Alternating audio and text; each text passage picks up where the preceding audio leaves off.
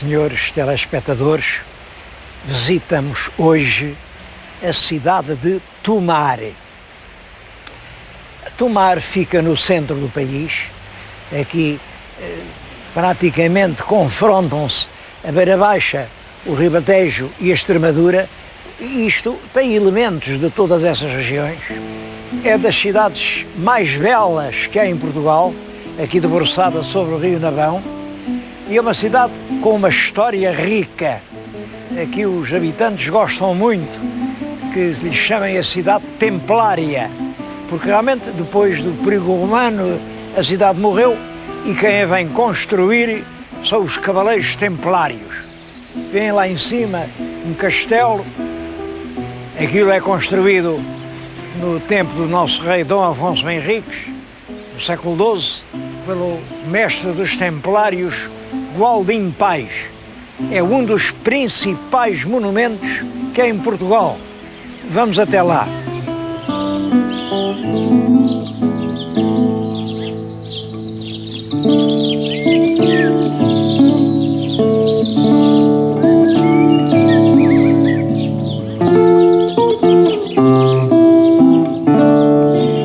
Ainda antes de entrar no mosteiro, encontro dois artistas, o Rui Pinheiro e o João Pedro, que estão aqui a apresentar obras que em parte se relacionam com Tomar.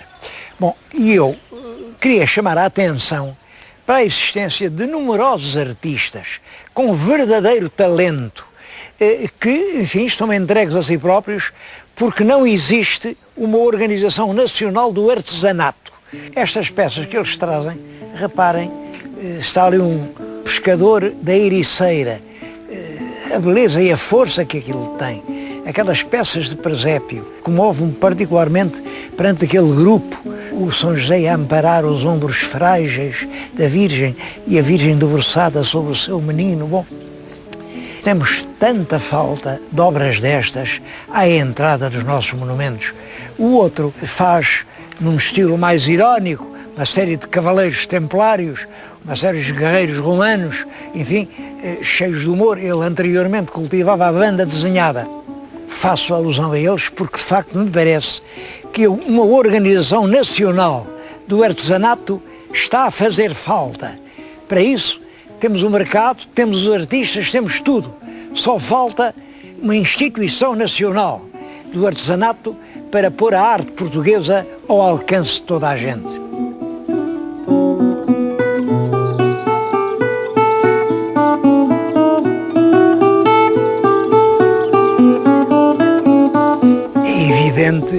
Que o castelo e o mosteiro dos Templários é o mais importante monumento de Tomar e um dos mais importantes monumentos portugueses. Há aqui testemunhos de várias épocas.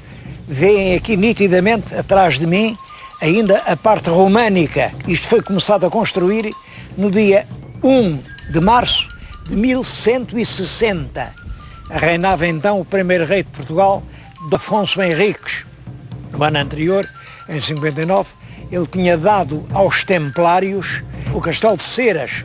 Isso é uma história complicada, porque o que Dom Afonso Henriques tinha dado aos Templários era Santarém. Santarém ficava ali bem na fronteira, é que servia para aguentar toda a força do impacto dos mouros. Simplesmente, Santarém já tinha dono. Pertencia à Diocese de Lisboa e, portanto, o Bispo de Lisboa veio dizer essa dádiva não vale nada porque Santarém não pode ser dado a ninguém porque pertence à Diocese de Lisboa. Isto originou uma questão, claro, os Templários diziam, está dado, é nosso, o Bispo dizia não pode. A questão andou 10 anos em Roma até que foi, como sabem, a conquista de Lisboa é feita em 1147. Este conflito entre o bispo e a ordem começa 2 anos depois, em 1149, e dura 10 anos. Só é resolvido em 1159. Bom, e é quando, de todo em todo, o rei não pode dar Santarém aos Templários, que lhes deu esta região, onde eles vieram instalar o mosteiro que seria a sede. Vem atrás de mim esta torre. No interior é que fica aquilo que é costume chamar a charola do convento. Claro que não é charola nenhuma, era uma igreja em que os templários estava aqui dentro do seu castelo e que foi construída por influência do que os templários tinham visto na Terra Santa. O Santo Sepulcro de Jerusalém, o Templo de Salomão, é claro que nada disto é uma cópia, mas inspira-se diretamente. Isso foi sempre considerado como uma coisa sagrada e nunca a deitaram abaixo. O rei Dom Manuel aproveitou essa capela como charola, quer dizer, parte cimeira, cabeça do mosteiro que fez. O mosteiro vai para além, vê-se a entrada. Esta parte que se vê para aqui já é Dom João III, entre a parte românica do século XII e além o castelo, vê-se aqui um grande corpo, é henriquino, é do século XV.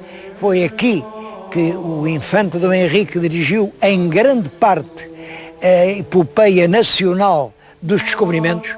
Sempre que se faz uma caravela dos descobrimentos, pinta-se nas velas aos ventos a cruz de Cristo.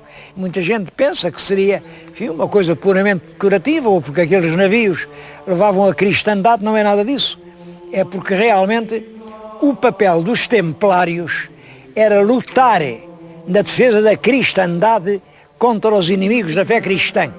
E essa guerra fazia-se em terra. Olhem, aqui à volta deste castelo foi derramado muito sangue.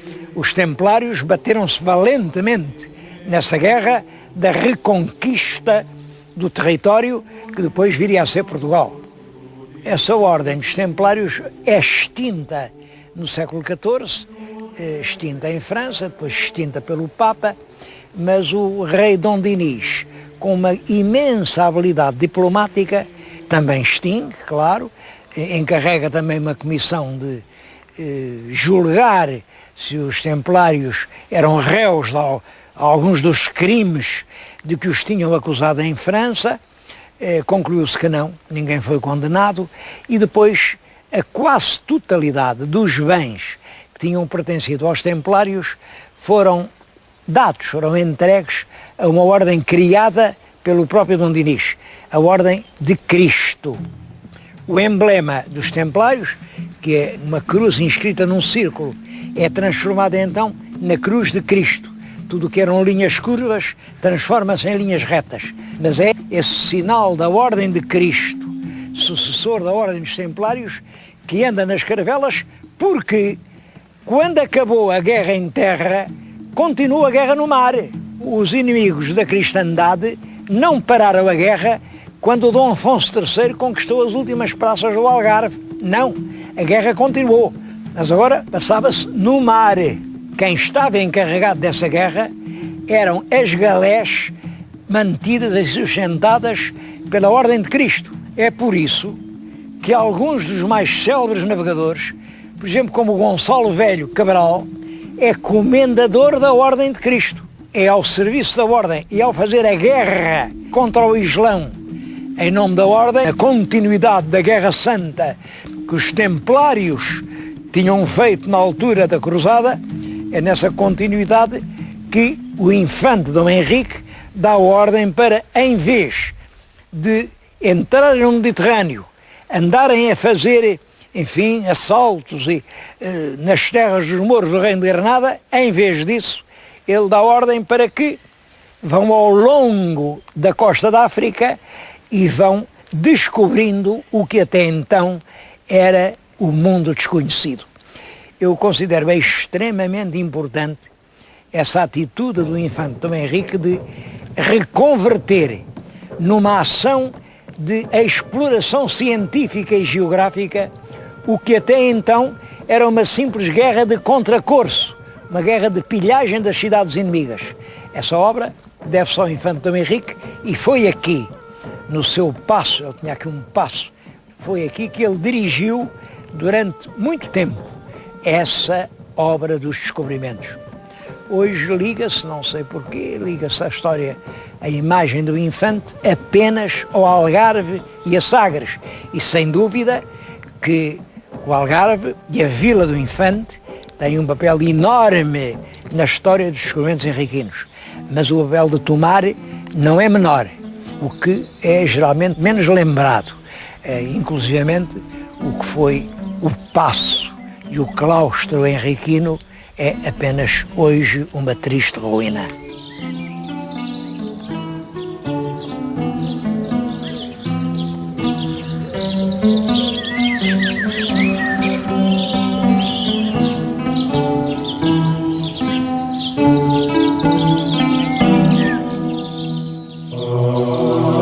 Este extraordinário lugar em que eu me encontro, que realmente emociona, foi construído logo no século XII, logo que os templários começaram aqui a fazer o seu castelo.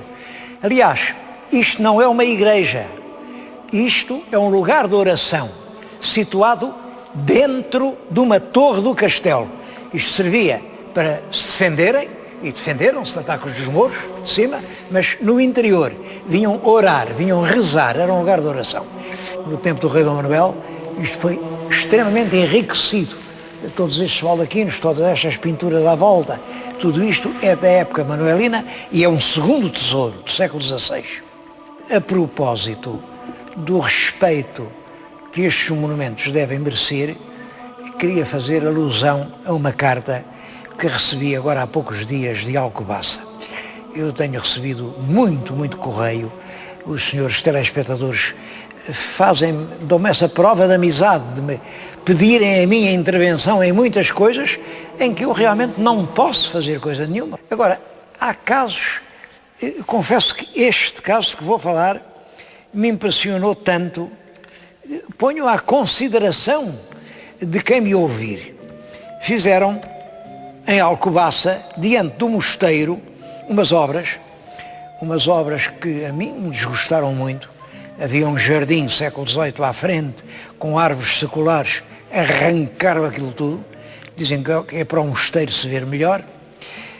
Mas agora escreve um telespectador e diz-me o seguinte, é que fizeram mais. É que enterraram quase 1,5 metros do mosteiro.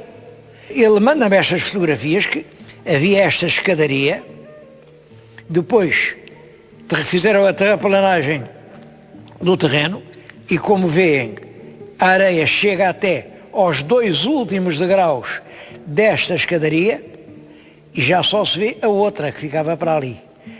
Eu bem sei que esta escadaria não é do tempo da fundação do mosteiro, e isto resulta da versão nova dada à fachada no século XVIII, toda a fachada, só conservaram o pórtico. Em todo caso, isto é uma parte indissociável do monumento e nós não podemos estar a destruir o que os nossos antepassados fizeram.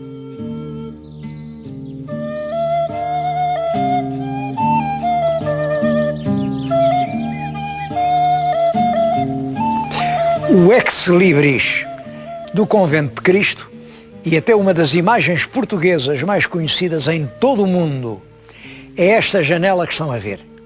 É uma janela da Casa do Capítulo com uma ornamentação exuberante, extraordinária, que representa a glorificação. Tudo isto é obra do rei Dom Manuel I. Dom Manuel I, como sabem, sucede no trono a Dom João II sem ser filho dele. Era apenas primo. Bom, e o Dom João II tinha um filho, que era o senhor Dom Jorge. Bom, mas o filho não era legítimo, não era filho de matrimónio, portanto, nunca teve, enfim, a aprovação canónica. Os inimigos de Dom João II, que os tinha, e terríveis, em Roma, não permitiram que aquele senhor Dom Jorge fosse aprovado canonicamente, e por isso o Dom João II é obrigado a fazer testamento, instituindo seu legítimo herdeiro, o rei Dom Manuel. Penso que são essas condições, assim, um pouco surpreendentes da subida do Dom Manuel ao trono de Portugal. Havia tantos herdeiros legítimos à frente dele, mas foram desaparecendo e acabou por ele ser aclamado rei. E este cântico, este hino de glória Tudo isto é realmente um elogio ao poder real. Daqui vê-se uma parte do convento. Devo dizer que uma grande parte deste edifício está desocupada. Também praticamente todo o mosteiro de Alcobaça está desocupado. Bom, e são edifícios, edifícios, edifícios. Bom, não há nada para meter lá dentro. Mas, reparem, nós não temos um Museu de Portugal. Não há. Nós não temos um Museu da Língua Portuguesa. Não há. E havia tanto para mostrar. Nós não temos um Museu de Camões. Não há. Nós não temos um Museu dos Descobrimentos. Os descobrimentos foi o que fizeram de Portugal uma grande nação. Enfim, toda a história universal tem que fazer referência, pois não há um Museu dos Descobrimentos. Há umas amostrinhas, claro. Há uma amostrinha em Sagres, há uma amostrinha na Sociedade de Geografia, há uma amostrinha de pintura no Museu das Janelas Verdes. Agora, um grande museu que mostrasse ao mundo a verdade, é verdade. A nossa verdade é diferente dessas verdades que se apregoam. Eu já estive na Holanda a ver um Museu dos Descobrimentos. Quem acredita naquilo, acredita que foram os holandeses que fizeram os descobrimentos. Quem anda por Espanha ou nas Canárias, acredita que foi o Colombo o primeiro descobridor. E a verdade pura e simples dos descobrimentos henriquinos, isso ninguém a conta. Ora bem, que bem empregados seriam estes grandes edifícios que hoje estão aos ratos, estão completamente abandonados, para fazer grandes museus em que se reunisse o acervo, que apesar de tudo ainda é numeroso e brilhante, que chegou até nós e onde quer que estivesse reunia-se ali e podiam-se fazer grandes museus abertos ao mundo em que se explicasse o que foi realmente o nosso papel ao longo da história. Eu ainda não perdi a esperança de que isso venha a acontecer. Mas queria dizer que Tomar não é só este convento. Há muito mais para ver em Tomar. Venham comigo.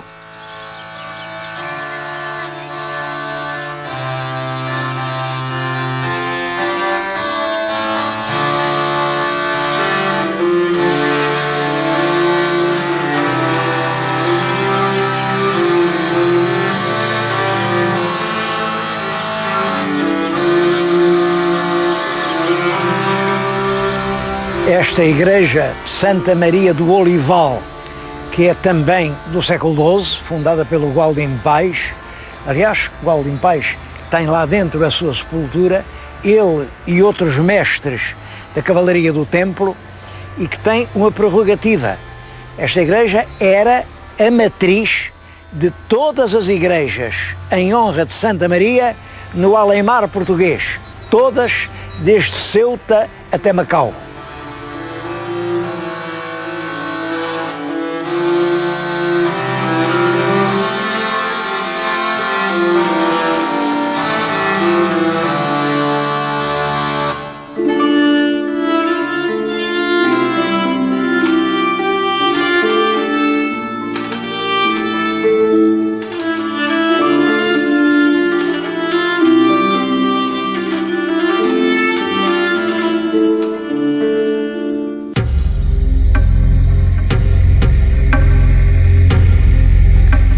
Um outro monumento que não pode deixar de se visitar é a sinagoga.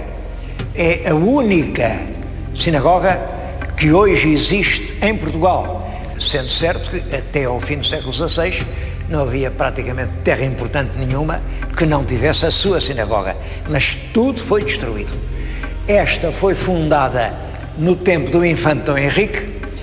Portanto, calcula-se que entre 1430 e 1460, e depois foi encerrada quando o rei Dom Manuel expulsou os judeus e fechou todas as sinagogas. Isso foi em 1496. O edifício são as 4 colunas, isto tem um sentido, são as 4 mães de Israel, Leia e Raquel, que eram irmãs, por isso as colunas são iguais, foram cada uma casada com o Jacó, a Sara, casada com o Abraão, e depois a Rebeca, casada com o filho de Abraão, que era o Isaac, as 4 colunas. E no fundo, é o que a sinagoga tem, tudo mais, tudo o que estão aqui a ver, são ofertas de pessoas de fora. Olhem, a própria Torá, a Torá é o livro sagrado dos judeus. Portanto, em cada templo havia uma, e em Portugal devia haver centenas de Toras. Pois aos nossos dias não chegou nenhuma. Aquela que ela se guarda foi oferecida por uma comunidade de judeus da Califórnia. Esta destruição de tudo quanto era judaico representa uma verdadeira raspagem cultural. Os judeus eram a classe que pensava, que escrevia, que sabia matemática, que guiava os navios. Por isso, não há aqui nada que seja realmente o tempo dos judeus, salvo uma pedra ou outra de sepulturas que estavam enterradas e ninguém viu. Não pode deixar de se vir aqui.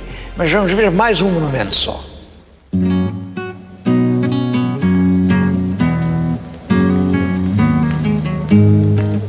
Outro monumento notável é esta praça. A praça tem ao fundo a igreja de São João Batista, mandada construir pelo Dom Manuel, o futuro rei Dom Manuel, mas quando a mandou construir, ele era duque de Beja e não sonhava vir a suceder no trono. E tem do outro lado o paço de São Manuel, duque de Beja, porque ele era o mestre da Ordem de Cristo e, portanto, fez um passo para aqui viver. Mas quero-lhes dizer que quem vem a Tomar não pode só olhar para os monumentos de pedra, tem sobretudo que admirar a gente que é o principal valor da região.